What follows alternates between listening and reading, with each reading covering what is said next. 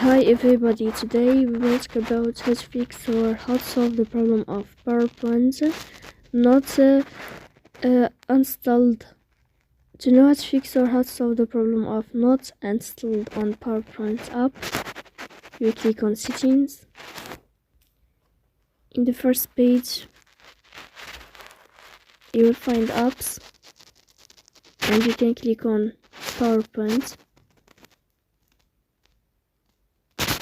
Here you can click on first app and you can click OK. After that, you'll enter to the window of storage. Here you can click clear cache.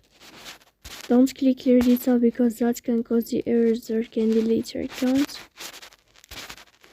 In the end, you can turn off your phone and you can turn on your phone again. So please don't forget to support us by like and subscribe. See you next time.